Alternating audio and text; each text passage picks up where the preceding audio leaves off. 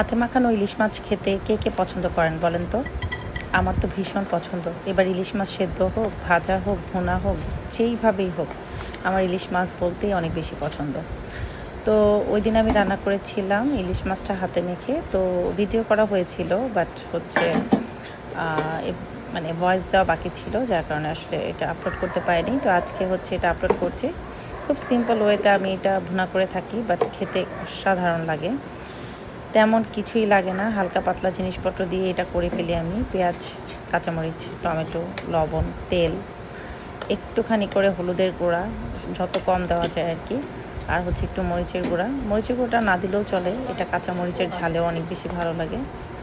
তো আমি একটুখানি দিয়েছি জাস্ট কালারটা সুন্দর হওয়ার জন্য। তো এখানে হচ্ছে হলুদের গুঁড়া দিলাম একটু।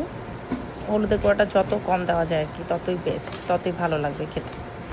আর তারপরে এখানে একটুখানি করে জিরা ফাঁকি দিয়ে দিলাম। জিরা বাটা থাকলে বাটাও দেওয়া যাবে, আমি সবসময় কাঁচা জিরাটা মানে ব্লেন্ড করে রাখি। তো জীবন যেহেতু এখন অনেক সহজ, এত ঝামেলা কে করে বাটাবাটি করে, আর এখন আসলে ওভাবে বাটা দিয়ে আমরা আসলে বাটাবাটি করিও না। তো যাই হোক, এখানে হচ্ছে সব রকম মশলা দিয়ে ফেলেছি। এখন খুব সুন্দর করে হচ্ছে হাতে মেখে নেব। এখানে রসুনের বাটাটাও ইউজ করা যায়, বাট আমি হচ্ছে রসুন বাটাটা ছিল না করা, যার কারণে দিইনি। তবে না দিলে অত বেশি তারতম্য হয় না। আর আমি হচ্ছে ইলিশ মাছ, চিংড়ি মাছ এগুলোতে হচ্ছে আদা বাটাটা অ্যাভয়েড করি, এটা আমি খাই না।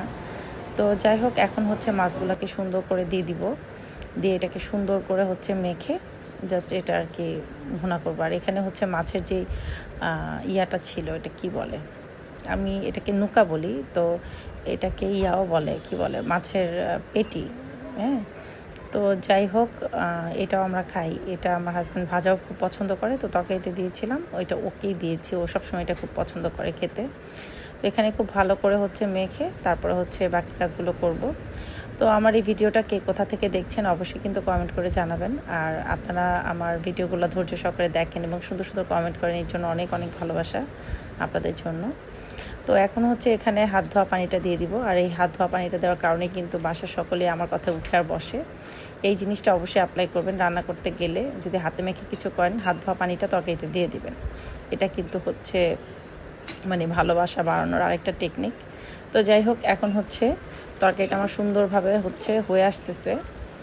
তো চামচ দিয়ে মানে খুন্তি দিয়ে নাড়াচাড়া দিলে মাছটা ভেঙে যেতে পারে, যেহেতু কষানো মাছ, তাই একটু হচ্ছে নেড়ে চেড়ে দিচ্ছিলাম কড়াইটাকে এভাবে ঝাঁকি দিয়ে, যাতে মাছগুলো না ভেঙে যায়।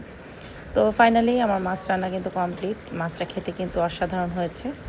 জানি অনেকেই এই সিম্পল রান্না আসলে দেখার কিছু নাই, কিন্তু তারপরেও আমি যেভাবে করি আপনাদের সঙ্গে একটু শেয়ার করলাম আর কি।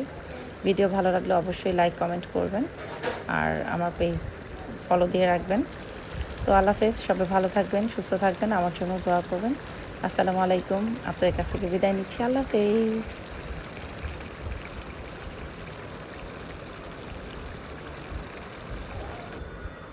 ফাইনালি টেবিলে যখন খাবারটা দিয়েছিলাম তখনকার একটা ভিডিও নিয়েছি।